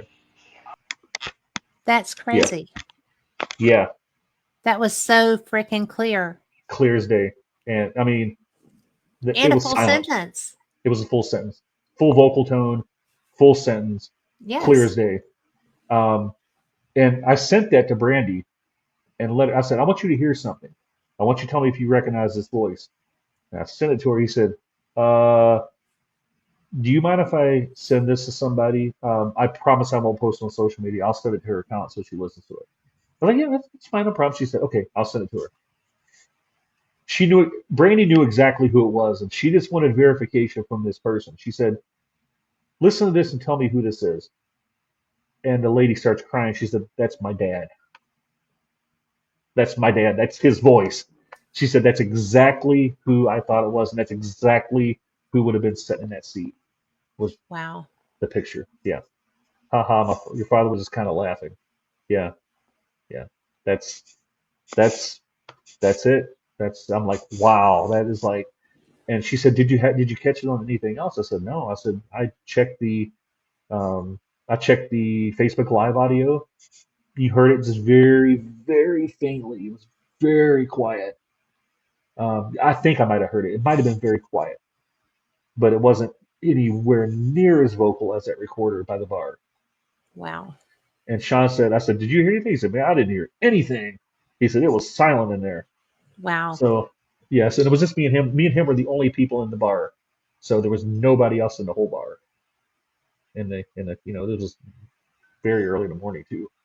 So, but that was a very cool That's EVP. Yeah. that is very cool. Yeah. All of these are very cool. Yeah, I picked some of the best ones we've had. I got a few I left off the list. I didn't know if we'd have time or not, but maybe that'll be for another show or something. We can do another show. We'll do that. Okay. Okay. But you have to bring all of them. Okay. Okay. Or at least enough for, to have this much fun. Yeah, absolutely. Yeah. I love this stuff. I mean, I'm Yeah. sorry. I'm a geek. I love this stuff. Yeah, me too. What's your next one? So the next one, number 5. Now this happened. This is where the children of the jail began. Um, we were there for an overnight at the old Kosciuszko County Jail. Sean went upstairs to do an EVP session, and you will hear him talking about. I think this is one about playing with the ball. He had a ball on the floor, or something like that, where you roll the ball or something like that, playing on the floor. Now this is in the same spot that we've always captured this kid, and this obviously this one is amplified. I try to amplify these clips that way. I do have the originals too, so if anybody wants to reach out and listen to the originals, um, I got those copies too. But Sean was sitting there saying, "Hey, will you roll the ball, to me or something like that?" I can't remember exactly what he said. And you will hear a kid, and it was loud already, like on the original clip. It was like the kid was standing right there, saying, "I will." Clear as day, loud. Sean, I said, Sean, did you? I mean, he said, no, it wasn't a disembodied voice. I didn't hear anything. So it Wow. was definitely an EVP. Yeah. So yeah, he says I will in response to about. I think it's the one where he says he's rolling the ball. I think. So I might be wrong. It might be the other one, but we'll see. Okay. Please rolling the ball back to me.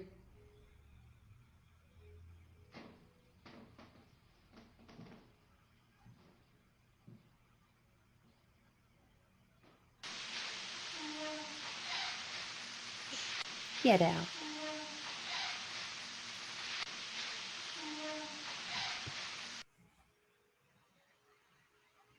Kid ones always get me. Yeah. No, that voice is.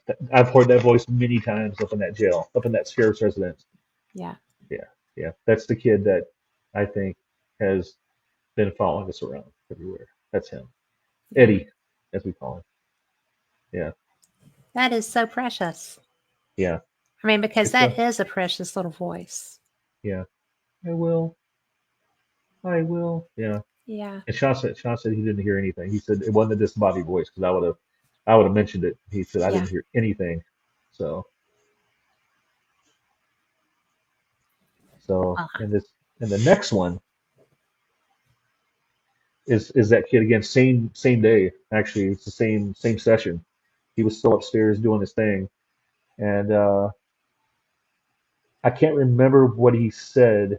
The question that Sean asked, but you hear it. That same kid go, uh huh. Like, once again, extremely. And the thing is, Sean didn't like go home and send it to me. Sean came straight downstairs to say, hey, man, did you get any, he started listening to his audio downstairs. He said, oh my gosh, dude, listen to this, man. And so I put it on my computer and listened to it. So it was literally that's straight from coming downstairs to the library downstairs in the jail and went right on the computer. I'm listening. So I didn't have time. I mean, it was literally a fresh audio clip. that So is so cool. yeah, so this is the same kid during the same session saying I will or in response to one of Sean's questions. I can't remember off the top of my head what he asked though, but it's a really quick clip though, so it won't take long. Yeah. Oh, it So can take yeah. long. It's okay. Okay. Yeah.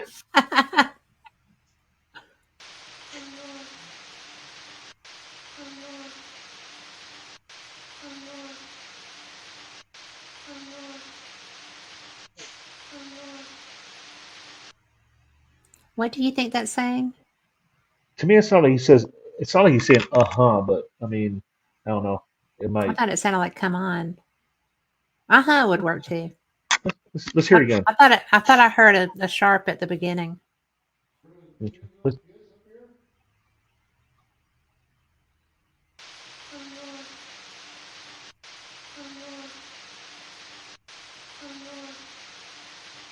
or I'm not.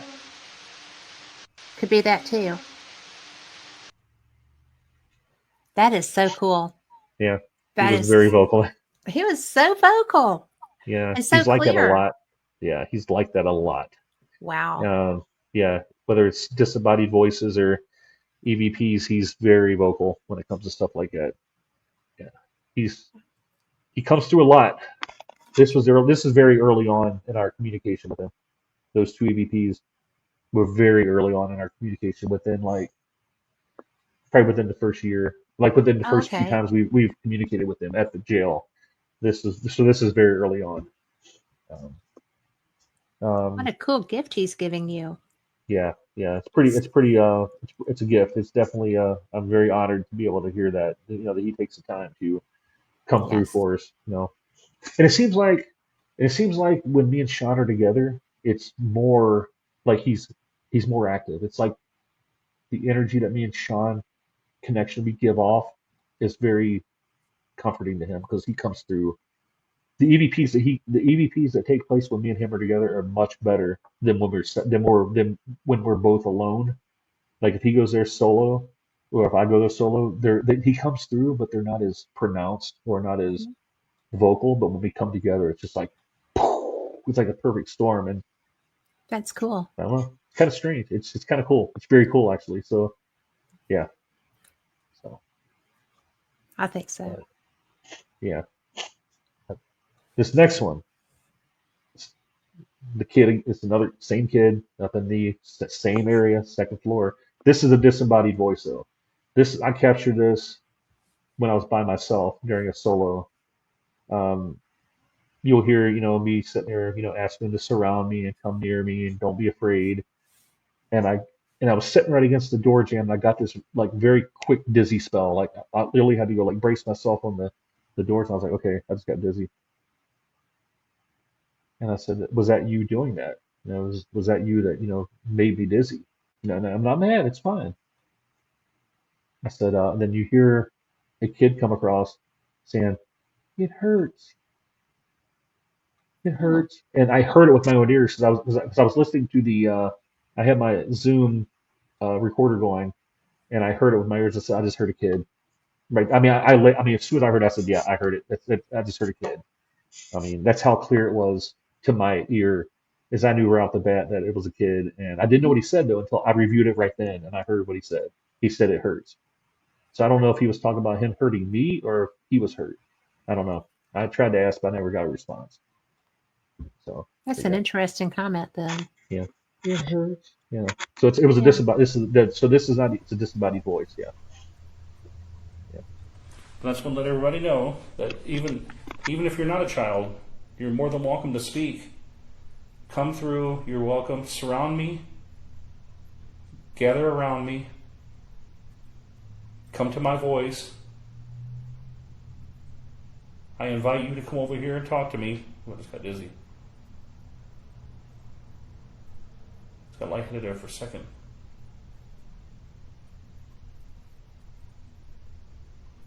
You can come over by me, but you can't do anything bad. Okay?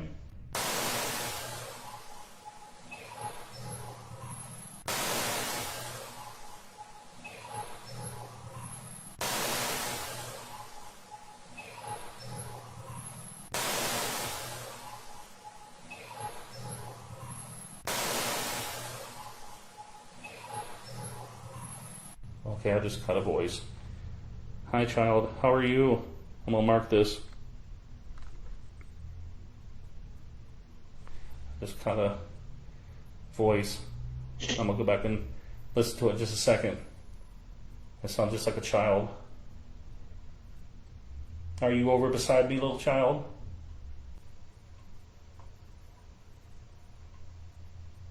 So And I just want to let everybody know that Yeah, that was the end of it, yeah. even if you're not a child,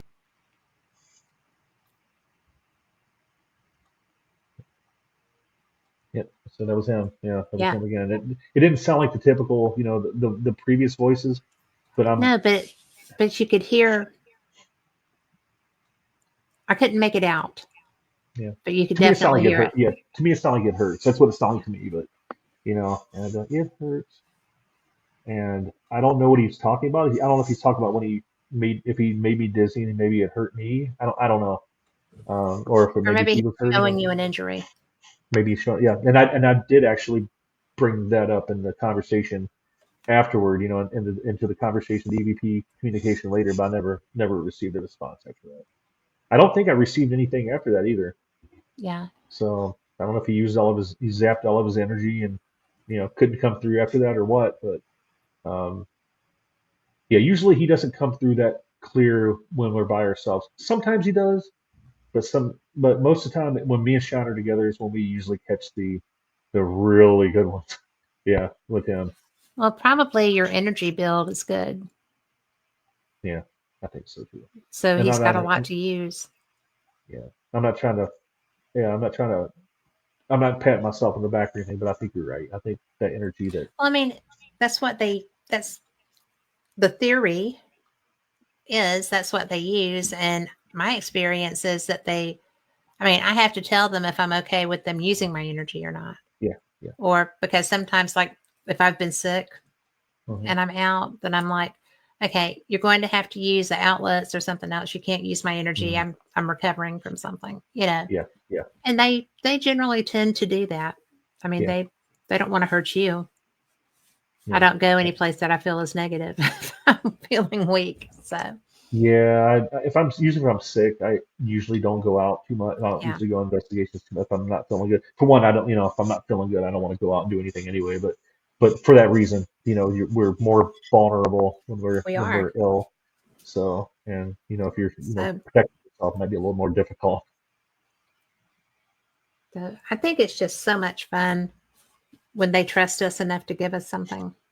Yeah, I think the EVPs are one of the most intimate pieces of evidence because they take the time, like you said, they take the time and energy to speak to you, and who knows how how long it might zap them down, how much energy it does take to come through, you know. Um, we don't know, but I just find that the EVP is a very intimate piece of audio, and that's It's or a lot intimate of piece. trust Yeah, yeah. because they're So not going to give it to you as a rule unless they're putzes, which I've had in residential cases or whatever. But if it's someplace that you frequent, then there's a mhm, relationship there. yeah, And I think that's really special and cool. And yeah, it is a gift. yeah. And I think it's what I've been. I think it's definitely my calling in this field, Yeah. without a doubt. I don't have no And urge to do anything else other than. I mean, everybody says, "Oh, you should expand and do other things." I don't. I feel completely content doing what I'm doing, and that's yeah. I love it, and so and that's it feels good. It feels good what I'm doing, and Well, and I know it's right. yeah. I know that it's right when I feel good, when it feels good to me. Well, and you're also providing something with them. Yeah, I mean, yeah, it's really I feel like it's a kind of big deal. yeah. And, I do too. because I've caught shadow figures on film. I've caught EVPs. I've caught all this other stuff, but I like, I like EVP because the shadow was cool. I mean, because it was so clear, Yeah, but the EVPs are such a, like you said, it's very personal. It's very intimate. And unless they're like calling you the wicked, witch of the west or something similar, but that's happened before too. But I get called the B word a lot. I'm like, I'm a lovely person. You just don't yeah, know. yeah, yeah, But I find that interesting because I know other people that happens to, and it's almost like it's always male, It's not always the same voice, obviously, because, but yeah. And I think that's weird. I also think that it's probably a spirit from a long time ago, and women Yeah. were not regarded as were not treated as well, not regarded as good as they were now, as they are now. They were treated a little bit unfairly back in those days, and women were looked down upon. Yeah. And it was a pretty common thing to call them a B word, and Well, and it's funny that after all this time, that's the word, yeah, right? Because it's like,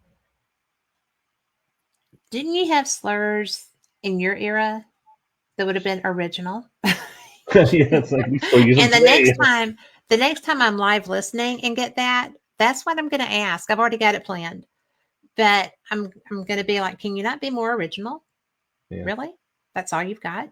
And see what happens. Because if they're going to be rude, I'll give it back. I'm not going to try to be in a tussle or anything because that's stupid. yeah, But, if you're insulting me, then is that it? I don't think I'll get in too much trouble with that one. nah, you'll I be all hope. right. I'm not going to, I don't want to push, but because I have friends who have had things happen to them, and I don't want to go home with marks. Yeah, The energy vampire thing, that was bad enough. yeah, I don't want something that I'm going to have to call, a priest somewhere for. yeah. That's not my idea of a good time. No, But and it could happen. That's for sure. it does happen.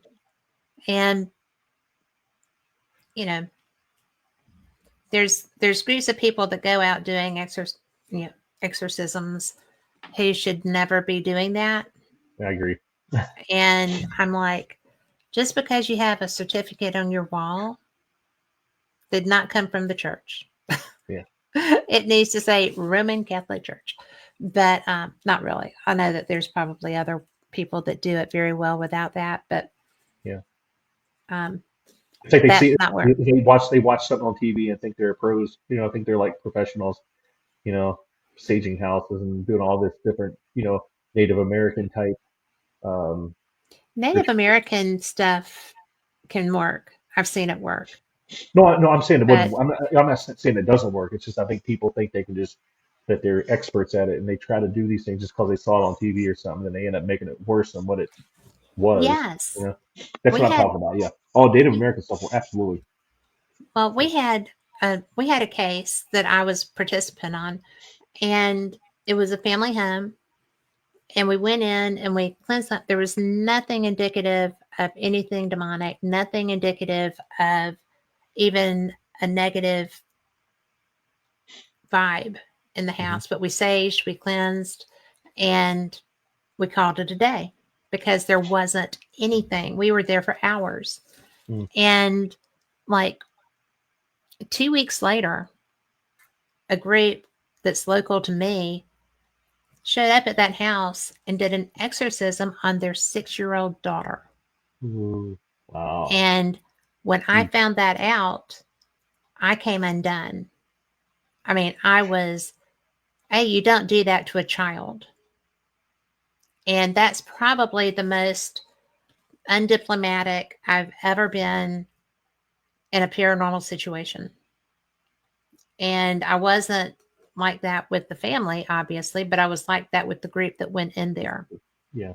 because one of them I knew, and Mm. and I knew that she was not what she professed to be. And boy, you don't do that with children. And that is what gets us a bad name. Yeah. I That's agree. why people look at us and go, oh, really? Yeah. No. I've seen what you guys have did before. Why would I trust you? Yes. So anyway, I don't know where this horse, came from that I'm sitting here on that's so high, but what's your next DVP? Okay, what is the next one? Let me see let me get down the list here. Okay. Sorry Okay. about that. Oh no, you're fine. Um, okay, this took place in 2018 at a place called Eden Springs Park It's in Benton Harbor, Michigan. Um, there's a spot in the park called the Drunk Tank. It's also the ice house too. When it was a functioning park and a functioning it was a society, a group of people that like a colony used to live there, and they used it as a drunk tank slash ice house. They used to get ice from the lake. He saw or a pond down the hill. He used to bring it up, put the ice inside the ice house to keep Oh, it cold. cool. Okay. They also use it as a drunk tank when people got a little unruly. They'd lock them in there and sober them up. So once again, another kid came through, and it sounds just like the kid that we've Get talked out. to in the Let's past. him. This is the third place. So we asked him, since it's a drunk tank, me and Sean was, we were, there was some water in the tank, so we didn't go into the tanks. We kind of retch our recorders in, and tried to get our arms inside the tank. And there was two people standing behind us, maybe about 10 feet. You can kind of hear them talking very, quietly. Definitely can differentiate the voices. There was no kids there, obviously. Um, and I will make note of it in the clip. There's somebody back here talking. Just make note of it. And then I said, "Hey, do you what kind of beer do you like? What kind of alcohol? What's your favorite? What's your favorite drink?" And you hear a little kid say, "Beer," and then a woman, then you hear a whisper go, "Wine." So beer and wine. Okay. So there was two people there. So yeah, you'll hear it. Yeah. What were you drinking? It was Liquor Louise or back there beer? talking. This was a reference. She's still talking. Can you tell us what your favorite beer was? Or what your favorite beer is? What do you like to drink?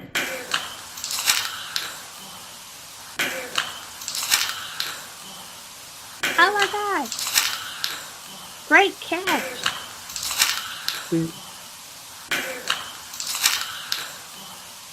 They said you tossed. Yeah. That's a great catch.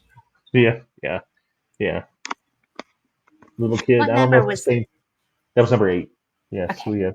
Yeah, they have 2 more to go. They have 9 and 10. Yeah, but that was That was a brilliant. yeah, yeah. So that was another kid that we captured. I don't know. Like I said, I don't know if it's the same kid, but he sounds like the same It kid. sounds like the same kid. Yeah. And So I then the don't know. lady, Yeah, wine. Yeah, yeah, I would be the wine. yeah. So, what's your next one? I Okay, don't want number to miss 9. any of them. Yeah, this is number 9. Hold on. Where is it? Okay, this is actually one I just captured the most recent investigation where I was at the old Kosciuszko jail. This is what I was talking about where I had my Zoom recorder and then my body camera, Hmm. and the body camera caught the voice much, much louder than that high-priced multi-directional VR recorder. Yes. Um, and I've never captured a kid in that area before. Um, this would have been right in between the solitary confinement and the women's block. There's a little section. They used to have like a little schoolhouse, like a one-room school, because at that particular jail, um, they would allow if the women that were actually incarcerated there, it just so the women would not be separated from their kids. They would actually allow the child to be there with them, and while they were incarcerated, if so they didn't separate the mother and the child. So it That was might not be very forward thinking. yeah. So it might not be too surprising that I caught a kid there because it's right next door Yeah. to where the women's where actually it's right next to the schoolhouse where the schoolroom would have been where they would taught the kids. Okay. So if they were old enough. So but yeah, you'll hear what sounds like to me on the original. This is the amplified clip. During the original clip, it's not as loud, but it sounds you can hear it better. But it sounds like he says "hug me," like "hug me." And so, yeah, you'll hear that on Okay. this clip. It sounds like "hug me," but Warden, are you okay if I go into the ladies' cell over here, into the ladies' bullpen? If you're not okay with it, trigger this device I have in my hand. Walk up close to it. Or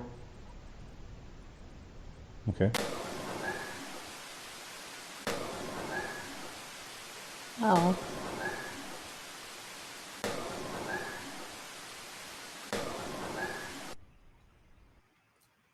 what is the bump?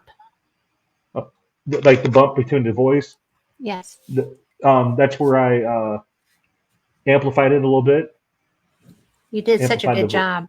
Yeah, amplified. I ran a little bit of noise because what it does, if you amplify it too much, it causes a lot of noise reduction, or amplify. It causes a lot of static in the noise. Mhm. So the original clip had a lot of like white noise in it. So I kind of use a little bit of noise cancellation to kind of tone down that noise, but still bring the voice up. Not enough noise cancellation that destroyed the audio, but just enough to kind of make it more of a pleasurable, make it more pleasurable to listen to.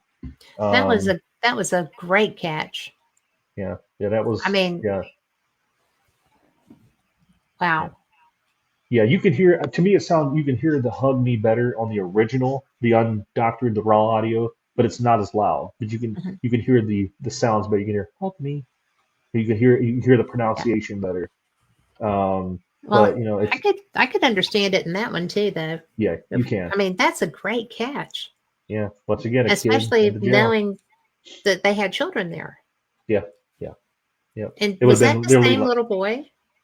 I don't know. I'm not sure. It's not the same. It's not the same place that I usually capture him at. No, but I I mean, usually could be he could be following me on everywhere. You know, I don't know. You know, well, I you don't may know have if a friend I besides that think I've four-legged one. Yeah, heard him here before too in my home. So I that'd be don't want to say interesting. I don't want to say it to my girlfriend. So I don't want her to get freaked Oh out. yeah, I can't use those words here. Yeah.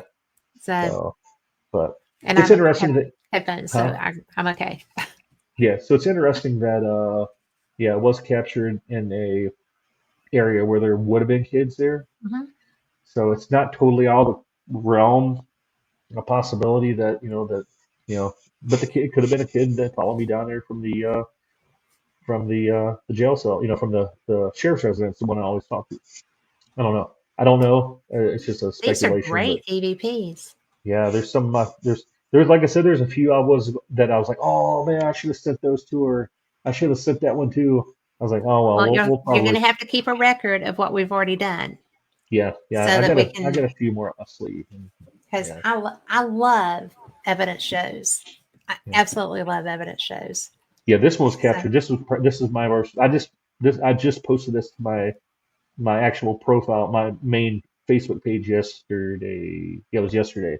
So it's literally it's a brand new EVP. That's one I captured when I was there on the 18th of January. So that's like my most recent investigation. So that's like a fresh new EVP that's never been heard until yesterday. So I was like, that's a good one cool. to that's a good I one think to that's a share. great one.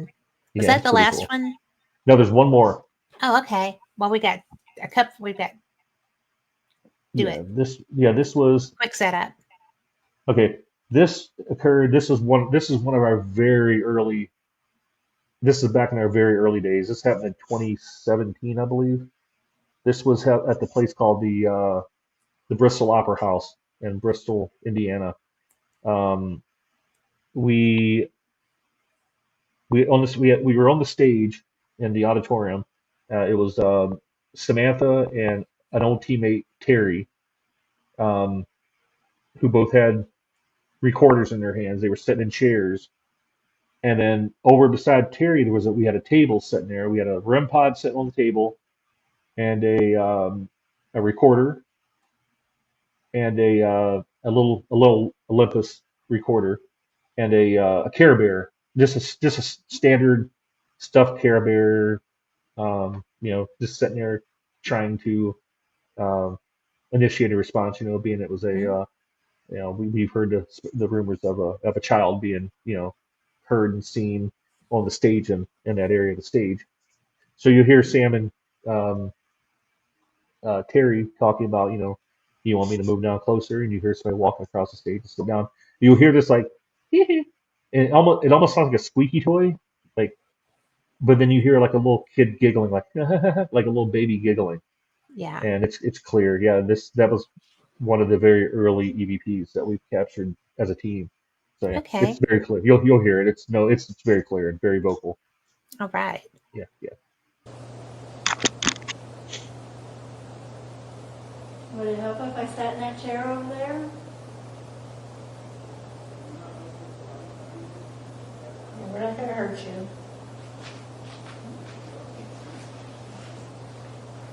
Sam's gonna come over there.